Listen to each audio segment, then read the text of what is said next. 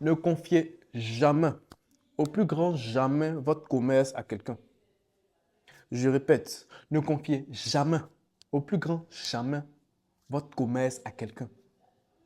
Pourquoi? Parce que nous sommes dans un environnement, ici en Afrique, où il y a tellement de malhonnêtes, où il y a tellement de personnes qui sont opprimées par la pauvreté qu'elles ont perdu tout sens de la morale. Elles cherchent juste une simple occasion, une simple opportunité afin de voler l'argent et s'en sortir juste pour un petit moment. Et cette vidéo-là s'adresse principalement aux personnes qui ont des activités comme le commerce de vêtements, ventilateurs, bananes, manioc, tout ce que vous voulez. Les personnes aussi qui ont des activités comme la restauration, comme les caves, les maquis, les salons de coiffure, même si vous voulez. Et ces personnes-là vont très bien comprendre ce que je viens expliquer. Je vais vous raconter une histoire vraie, une histoire qu'on a vécue même. On avait une cave dans laquelle on vendait les vins, la bière, la liqueur, la sucrerie, tout ce que vous voulez. On avait une cave de ce genre-là. Les personnes qui me connaissent personnellement savent où est-ce que ça se situait. Aujourd'hui, nous avons fermé pour certaines raisons, mais je vais vous raconter une des raisons pour laquelle on a dû fermer.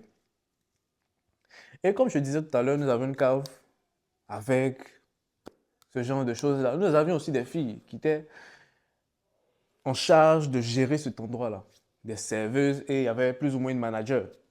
C'était une fille qui notait tout ce qui était comme entrée d'argent, sortie d'argent, tout ce qui était comme dépenses qu'on avait effectuées dans la journée, tout ce qui était comme boisson qui était sorti dans la journée. L'endroit était bien placé, tout marchait bien.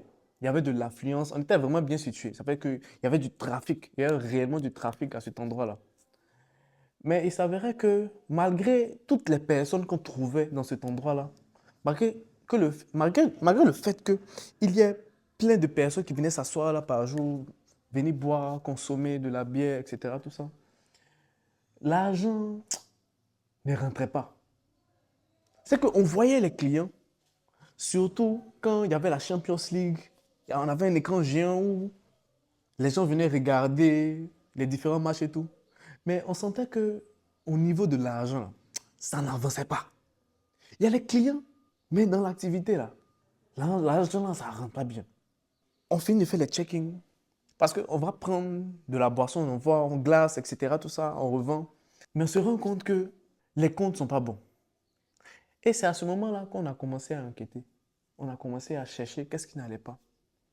Et on s'est rendu compte que la manager, là, celle qui gérait l'endroit, elle qui notait tout ce qui était comme entrée, sortie, tout ce qui était comme boisson qui était sorti dans la journée, qu'est-ce qu'elle faisait?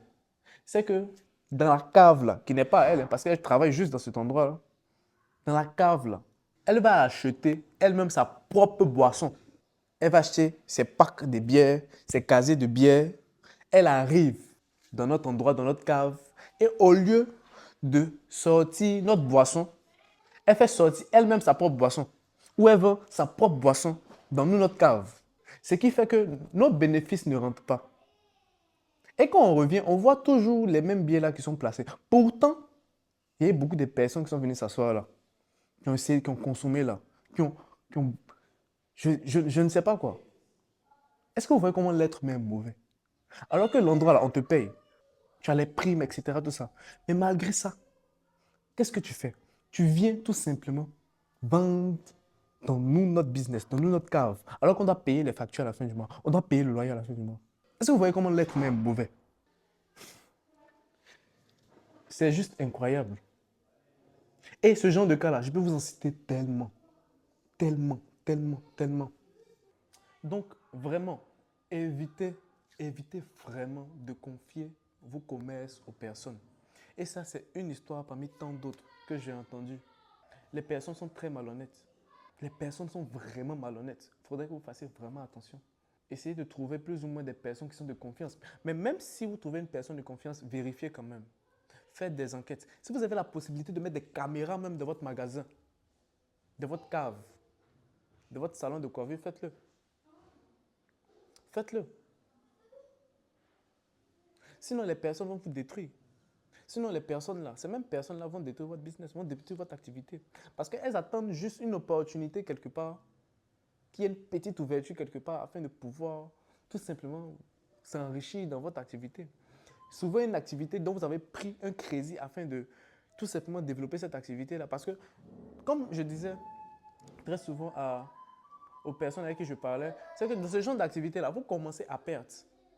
Vous commencez à perdre. Ça va prendre des années souvent afin de commencer à être rentable sur l'investissement que vous avez tout simplement fait. Et ces personnes-là, ces personnes de temps malhonnêtes, vont venir détruire cette activité que vous avez. Tout simplement parce que vous, de votre côté, peut-être vous n'avez pas le temps. Vous êtes occupé par d'autres activités que vous êtes en train de gérer. Donc, vous allez tout simplement confier ces genres d'activités à quelqu'un. Et ça peut briser des familles. Et ça a brisé plein de familles même comme ça. Ça a brisé des relations entre frères et sœurs. Ça a brisé des relations entre amis. Donc, faites vraiment attention. Certes, c'est important de se mettre ensemble afin d'avoir réellement de l'impact. Mais il faudrait savoir avec qui on se met. Il faudrait plus ou moins se mettre avec une personne dont on a le même sens du business, on a le même sens des affaires.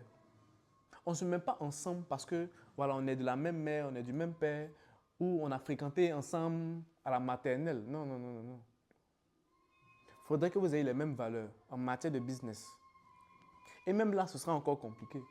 Donc faites vraiment attention. Je n'ai pas voulu que la vidéo soit extrêmement longue parce que j'avais d'autres cas encore à expliquer. Je voulais encore beaucoup plus développer là-dessus, mais je vais m'arrêter là. C'est juste un cas que j'ai eu à voir récemment qui m'a rappelé ce genre de cas-là. Et j'ai bien voulu l'expliquer ou j'ai bien voulu le partager avec vous, avec une expérience que nous avons vécue nous-mêmes. Donc, portez-vous bien et à la prochaine.